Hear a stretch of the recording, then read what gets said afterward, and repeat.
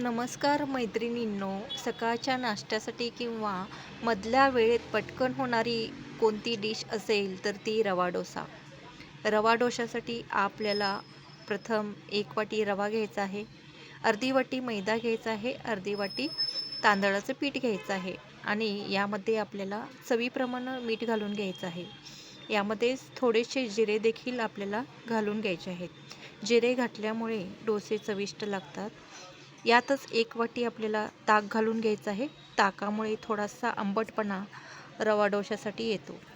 हातानेच आता हे पीठ आपण व्यवस्थित छान मिक्स करून घ्यायचं आहे. मिक्स करून घेताना यामध्ये 1 वाटी आपण पाणी घालून घेतलेलं आहे. अशा रीतीनं आपण हे व्यवस्थित एकत्रितरित्या करून घ्यायचं आहे आणि हा डोसा थोडासा पातळ करून घ्यायचा आहे. व्यवस्थित छान मिक्स झाल्यानंतर आपण 2 वाटी आणखीन यामध्ये पाणी घालून घ्यायचं आहे. अगदी छान असं हे पातळसर आपल्याला पीठ करून घ्यायचं आहे. अशा प्रकारे हा डोसा पटकन होतो व छान चविष्ट लागतो.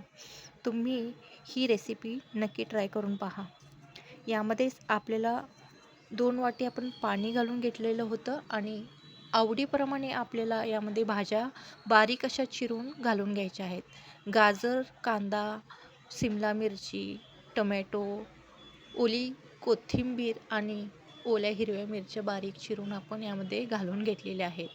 आपल्या आवडीप्रमाणे आपण यामध्ये छान अशा व्यवस्थित भाज्या घालून ते व्यवस्थित छान असं मिक्स करून घ्यायचं आहे. आणि आपल्याला डोसे घालताना प्रत्येक वेळेला हे पीठ अगदी छान असं मिक्स करून हलवून घ्यायचं आहे. आणि अशा पद्धतीनं हा डोसा छान असा पौष्टिक देखील होतो, पटकन होतो आणि ही रेसिपी तुम्ही नक्की ट्राय करून पहा. आता इथं बीडचा तवा छान असा मी गरम करून घेतलेला आहे. गरम गरम आपण तव्यावरती हे डोसे घालून घ्यायचे आहेत. वाटीनं मी हा छान डोसा असा घालून घेतलेला आहे. एक 10 मिनटं आपल्याला तो झाकून ठेवायचा आहे. ज्यावेळेला आपण डोसे घालतो त्यावेळेला गॅस हा मोठा ठेवायचा आहे. नंतर तो छान असा डोसा आपला तयार होतो. तो पटकन दुसऱ्या साईडला आपण पलटून घ्यायचा आहे. अशा पद्धतीनं पातळसर असे हे डोसे तयार होतात. तुम्ही ही रेसिपी नक्की ट्राय करून पहा.